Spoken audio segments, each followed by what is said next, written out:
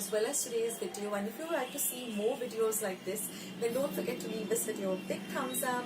Also, by clicking the thumbs up icon. Also, don't forget to subscribe to my channel and become a part of Akshita's recipes.